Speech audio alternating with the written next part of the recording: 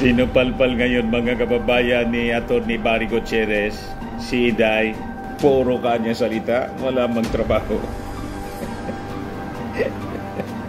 Si Barry Gutierrez, yung dating spokesperson ni dating Vice President Leni Robredo, hindi na makatiis kasi dumaldal na naman po si Inday tungkol sa edukasyon na nananawagan sa gobyerno. Parang hindi siya parte ng gobyerno.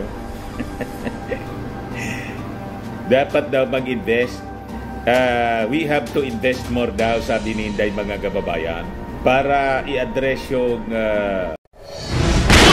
nagpapagang mga balita at pagtalakay sa mga isyu ng lipunan. Bulsa! Opinyon, banat at paglalantad sa katotohanan. Bulsa! What you see is what you get. You decide. Tinawag niyang learning poverty. Sabi ni Barry Gutierrez, puro anya kasalita. Walang trabaho. Tapos mga kababayan, in other stories, nag-warning yung tatay ni Inday kasi di ba babalik sa pagtakbo bilang mayor ng Davao kasi baka tingin mga kababayan ni Digong, delikado aja yung anak kong si Baste, malakas yung lalaban sa pagka-mayor si Mix Nograles. Kaya gusto niya siya mismo yung tumakbo. May warning na naman po si Digong sa mga kriminal at mga drug lords. Umalis na niya kayo dito sa Davao. Damay niya na aalis yung asawa ni Inday kasi si Atty. Mans itinuro po na isa sa mga may-ari nung na-discovery pong 3.7 billion worth ng drugs na na-discovery po sa loob ng magnetic lifter, remember? So, yung Quadcom investigation, pag ganyan, hindi na niyan makauwi si iniimbita sa Congress. Wala man yatang plano na mag-appear, mga kababayan. But anyway, tapos may reaction na din, mga kababayan, si Harry Roque. Nagsalita na naman po tungkol sa pagtakbo ni Digong, pagbabalik ni Digong bilang mayor ng Davao City. But before ko mga kababayan ibigay sa inyo yung mga balitang yan at pag-usapan po natin, click subscribe muna dito sa ating YouTube channel and hit the notification bell para lagi po kayong updated sa mga kaganapan dito sa ating bansa. Like and share na rin po ninyo ng ating video at huwag na rin po ninyo na skip yung ating mga commercial ads para tuloy-tuloy lang ang pag-unlad ng Bagong Pilipinas. Ngayon, balikan natin yung mga balita ngayon. Ito yung sabi ni Barry Gutierrez. Kung magsalita, kala mo, hindi pinamunuan ang DepEd ng 2 taon. Puro salita, walang trabaho. Yun sinabi natin mga kababayan kanina sa unang ginawa nating video. Burugsukan talaga itong si Inday. Binigyan ng trabaho ng ating Pangulong Bongbong Marcos na maging DepEd Secretary. Hindi man nagtrabaho ng maayos. Nandun sa rally, Marcos resign. Pagkatapos, anong karapatan niya na magsabi na mag-appeal sa gobyerno? Yan kasi yung sabi ni Inday. On World Teachers Day, October 5, kahapon, sabi ni Inday mga kababayan, we are grateful for the sacrifices you make in shaping the minds of young Filipinos and inspiring them to become responsible citizens. Your tireless efforts in classrooms and communities demonstrate your commitment to building a stronger nation. Let us urge our government and private sector leaders in every Filipino from all walks of life to invest in education and join us in addressing learning poverty. Hindi makatiis mga kababayan si Atty. Barry Gutierrez. Puro ka na lang anya salita, walang trabaho. Parang hindi ka niya naging DepEd Secretary. Tama naman po mga kababayan yung observation ni Barry. Ewan ko kung saan umuhugot ng kapal itong siya, kumukuha ng kapal mga kababayan itong si Inday. Bakit nakakaya niya na magbasa? Binabasa niya yung mensahe. Magbasa ng ganyang uri ng mensahe na ang buwelta, mga kababayan, laging sa kanya, anong karapatan mo na manawagan sa gobyerno na mismong nasa gobyerno ka na, vice-presidente ka, pagkatapos naging DepEd Secretary pa, wala ka mang ginawang matino? Bagsak! Full story ng balitang yan, click subscribe muna dito sa ating YouTube channel and hit the notification bell para lagi po kayong updated sa mga kaganapan dito sa ating bansa. Like and share na rin po ninyo ang ating video. At huwag na rin po ninyo na skip yung ating mga commercial ads para tuloy-tuloy lang ang pag-unlad ng Bagong Pilipinas. Sa mga nagana po ng malinis and spacious fitness gym, pumunta lang po kayo sa aming Colossal Fitness Gym. We also offer Grab Car Rental with our brand new 2023 model ng Toyota Innova. We also accept booking for those who are planning to travel via PAL, Cebu Pacific, and other airline companies, local and international, and bills payment for Meralco Bills, Aleco Bills, PLDT, etc. Ang Colossal Fitness Gym is located at 3rd floor Security Bank Building, Lanco Business Park, Legazpi City, Albay. For inquiries, look for Gilon Maravillas, contact number 0966-802-0949.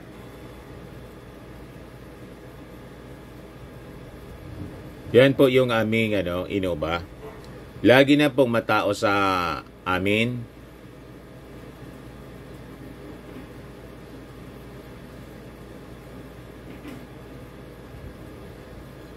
Yan po mga bagong clients namin. Napakaganda at colorful at napakalinis ng aming gym po. Pati mga foreigners po pumupunta sa amin, mga British tourist po sila dito sa Legazpi. Na-set up na rin po yung aming mga brand new gym equipment.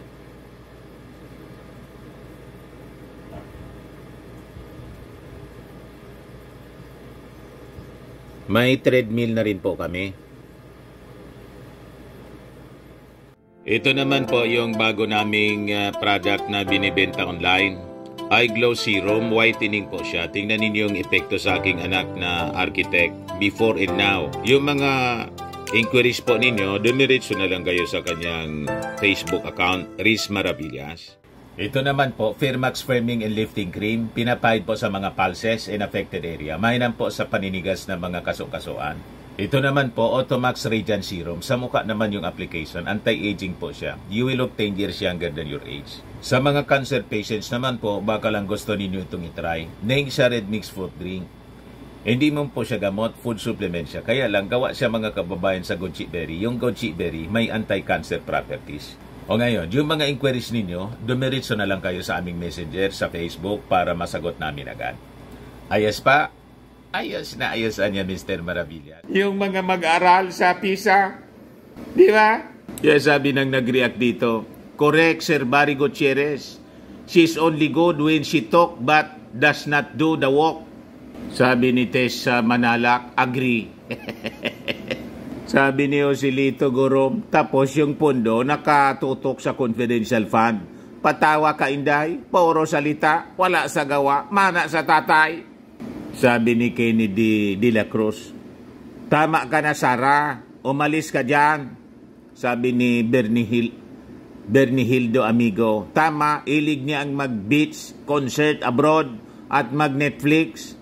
So, vice tamad, vice confin ng Davao. Wow, galing. Sabi ni Dante Madiraso, may paipal na naman si Sara. Walang AIDS. Nasaan ang 125 million confidential funds? Talagang tumatak na sa isipan ng mga mamamayang Filipino yung nalunok na 125 million po ng tanungin ng Congress na i-blood si Inday. Chimene. O ngayon, tatakbo yung kanyang tatay, mga kababayan, sa pagka-mayor. O di talagang sinungaling, mga kababayan, si Inday. Sabi niya, tatakbo daw si Digong, yung kanyang tatay, si Baste, pagkatapos si Pulong sa pagka-senador. Lumalabas talaga, nilaglag na ngayon ng kanyang tatay si Inday. Unang paglaglag kay Inday ni Digong, nang i-announce na tatakbo yung tatlo, tatlong Duterte sa pagkasenador, sabi ni Digong, ano ang gagawin namin diyan? Naniwala man anya kayo dyan kay Inday? Tama nga, dapat hindi tayo maniwala sa kanilang mga sinasabi. Kasi ngayon, nagpa-press con si Digong, kahapon mga kababayan, sinabing tatakbo siya sa pagka-mayor. At si Baste, vice alkalde. Proven liars. Yung mga Duterte po. O ito nga po, nag-warning na si Digong. Sabi dito sa Manila Bulletin, Duterte warns criminals in Davao City, live or face stern consequences. Pag ganyan ang warning niya mga kababayan, hindi na niyan makauwi sa Davao si Pacquiao.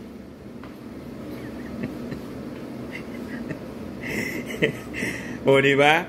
Yung kanyang manugang na si Attorney Mans Carpio, itinuro ng testigo sa Quad Committee, tinuro ni Jimmy Guban. Naalala ninyo yon? Kasama yung isa pang yung isang Chinese, si Michael Yang, sinasabit po mga kababayan doon sa pagpuslit ng droga sa magnetic lifter po. Matindi yun, amounting to 3.6 billion. Kaya itong warning po ni Digong po, wala nang sumiseryoso. Diba? Pang press release na lang po ito, mga kababayan. Ayan po.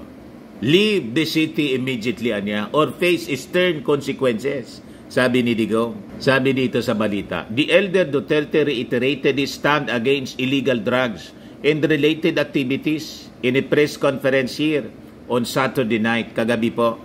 He warned those involved in illicit activities to stay away from the city, especially if he becomes the mayor again.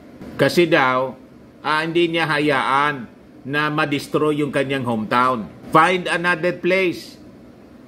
The Philippines anya is vast. There's Cebu or Manila. Do not come to Davao. Because if I become the mayor, you will face serious consequences. Sabi po ni Digong. After po na marinig ng mga mamamayang Pilipino, yung mga testimony ng witnesses sa Quadcom po, malabo ng paniwalaan po ang mga statements ni Digong, lalo yung mga sinabi po ni dating Mayor Mabilog. But anyway, hayaan natin siya na magsalita ng magsalita. Malaya siyang magkwento ng gusto niyang kwento at malaya din siyang tumakbo, mga kababayan. O ngayon, sabi po ni Harry Roque, nagsalita na naman po habang nagtatago. Ayan, sabi niya, on the decision of PRRD to run as Davao City Mayor, sabi po ni Attorney Roque, the Marcos administration knows fully well that the best way to make the Dutertes irrelevant is to defeat them in their bailiwick. The recent bagong Pilipinas Servicio Fair where they gave 1.2 billion ayuda to Davao City residents while Typhoon Inteng left a trail of destruction in Luzon and where assistance is badly needed is a good case in point to court Davao City residents. Therefore, I therefore view the decision of former President Rodrigo Roa Duterte to run as City Mayor of Davao as a means to frustrate the scheme of the Marcos administration. We have to remember that the basic rule in politics is protect one's bailiwick at all cost. Pasalamat na nga lang kayo dyan sa Davao kasi kahit baluarte ng mga Duterte, hindi po pinagkakaitan ng serbisyo. O di ba? Just like kami dito sa Bicol Region, sa Naga City, nauna pa nga yung Naga City, baluarte ng mga Dilawan ni Leni Robredo, pero nauna pa sa mga serbisyo. Kaya itong mga sinasabi po ninyo na may politika doon sa ayuda, malabo po. Di ba? Ang totoo niyan, yung ating Pangulong Bongbong Marcos, hindi nangungulay siya. He is the President of the Republic of the Philippines. Presidente siya ng mga Filipino Ano man yung kulay. Kulay berde, kulay yellow, kulay white, kulay pula. Ganon yung ating Pangulong Bongbong Marcos. Pati nga sa mga appointments niya, may mga natitira na mga appointees pa ni dating Pangulong Digong, pero nandyan sa gobyerno, nasa administrasyon ng ating Pangulong Bongbong. Apwera na lang yung mga ibang appointees po na yung loyalty hindi man po sa mga mamamayang Pilipino, kundi kay Digong. Siyempre, kailangan ng tanggalin. Kasi ang dapat, pag ikaw ay nasa gobyerno, ang loyalty mo sa mga mamamayang Pilipino, hindi sa kung sinong politiko. Kasi yung sweldo, ang sweldo nila, hindi man galing kay Digong, galing yan sa taxes of the Filipino people. Dapat yan ang maintindihan natin. Ganon ang pananaw ng ating Pangulong Bongbong Marcos. So kahit Davao siya, alam niyang baluarte ng mga Duterte, siniservisyoan niya ng maayos. Mas malaki pa yung naibigay sa inyo, kaya pasalamat na lang kayo kaysa magreklamo. O ngayon, kung tatakbo dyan si Migs Nograles under the administration party, that is the essence of democracy. May eleksyon talaga at mamimili yung mga taga Davao. Kung okay pa sa kanila yung mga Duterte, o kailangan na rin palitan kasi kailangan din ng mga fresh minds. Di ba? Tulad ni Migs Nograles. Pero nasa mga taga Davao pa rin. Kung pipiliin nila si Digong at si Baste para vice alkalde, wala man yung problema sa ating Pangulong Bongbong Marcos. Irerespeto yan ng ating Pangulo ang desisyon ng ating mga mamamayang Pilipino, ng mga taga Davao. Kung ang gusto ninyo, Duterte pa rin. May kalayaan ng bawat isa na pumili kung sino yung gusto nilang leader. Gusto mo, Atty. Harry Roque, kumandidato ka rin pagka-senador. Mag-file ka na po. Mas maganda, lumabas ka na sa iyong lungga. File ka na ng Certificate of Candidacy. Tumakbo kang senador. Kailangan pinili mong pagtakbo. Nauna ka ng tumakbo. Tumakbo sa mga humahabol sa iyong mga pulis. Ang challenge sa iyo ni dating Senador Laila de Lima, face the music. Sabi ninyo, mga maiisog kayo. Lumalabas ang maisog, babae, si dating Senador Laila de Lima. Nagpakulong siya. Close to 7 years. Ito yung pagkakulong niya talaga. Hindi dahil na na-contempt siya. Talagang may kaso nang ipinail sa kanya. Gawa-gawang kaso pala yun ni Digong. O ngayon, ito contempt man lang po ng Kongreso. So ano yung kinatatakot mo? Lalo nang denied yung petition for amparo. Time to surrender. Sabi ni dating Senador Laila de Lima. In other stories, mga kababayan, on the 6th day ng filing ng candidacy. Pero si Digong po, I think baka bukas or sa Tuesday, hanggang 8 pa man po ang filing. Kung totoo, natatakbo siya for mayor. Kasi yung mga statement po ng mga Duterte, hindi natin mapanghawakan. Ganyan sila kung magsalita. Pabago-bago po. Si Erwin Tulfo po, nag-file na rin ng kanyang Certificate of Candidacy for Senator. Sure na po ito si Erwin. Laging nagtatapo sa survey. Pati yung kanyang kapatid. So sigurado na yata tatlong Tulfo po ang maglilingkod sa ating mga mamamayang Pilipino. Sabi ko nga po, wala mang pababawal sa dynasty. Wala pa man anti-dynasty bill or anti-dynasty law. Hayaan natin yung mga mamamayang Pilipino ang magpili kung sino yung gusto nilang mga opisyal na maglingkod. Kung ayaw ninyo ng tatlo, di huwag na ninyong iboto. Ganun lang naman.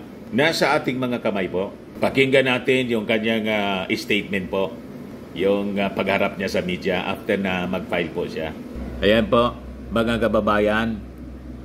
Galing po ito sa Inquirer. There will be political dynasty po because Sir Ben is also running po. You're also running. And Senator Raffy po is currently at the Senate. Sir, any comments on the political dynasty? Well, as long as there's no law yet, then we let the people decide. Di po ba? Kung may batas na ho, then we stop. Yung political dynasty, matagal na pong usapin ho yan eh. And I believe, hindi po titigil yan hanggang wala pong batas. Luzon, Visayas, Mindanao. Kaya, ang tao ho will decide. For now, dahil wala po tayong batas, then let the people decide. Do we want 1 Tulfo, 2 Tulfos, 3 Tulfos? Do we want them 1 Duterte, 2 Duterte, 3 Dutertes, 1 Marcos, 2 Marcos, 3 Marcos? LGUs, maraming ganyan. So, we let the people decide. Nasa kapangyarihan po ng tao. Kung gusto po nila si Rapi lang, fine. Walang problema. Gusto nila yung dalawa, fine. Gusto nila 3 Tulfo sa Senado, nasa tao po yun eh. Because we don't have a law. If there's a law, then that's it. Matitigil po yan. Sir, just a follow-up question, sir, and last from me. Don't you think, sir, parang prone po siya abuse for some family po, na parang na-hold lang nila yung power within their families, especially in the provinces, sir? I cannot speak for the provinces, boss, because I'm not running for the national election. Local elections in the LGU. I'm running po in the national elections. Kaya I cannot speak about abuses po sa LGU. I don't know what's going on down there sa LGU because wala pa po sa amin ang tumatakbo sa local government units. Sir, should you win a seat in the Senate, will you be willing to support or advocate for an anti-dynasty law? Yes. What I mean to say is like, if there is a law, then pag-uusapan ng majority, you know that it's numbers game, di po ba? You may say yes, pero yung mga kasamahan mo, majority rules. We will look, paano yung forma ng dynasty, yung sinasabi yung dynasty law. Kung nandyan na yan, kung maganda naman yan, para makakatulong po sa sambayanan, then I will. Why not, di ba? If it's for the benefit of the whole nation, para mapagbigyan ng lahat, then why not, di ba? Sir, how will you convince voters that the public needs another Tulfo in the Senate? Performance, ma'am. Performance. I will just tell them to look at my older brother, what he had done in Senate, and what I have done in Congress. Tignan na lang ho nila sa performance. Sir, we all know, last na po, there are 3 Tulfos running for...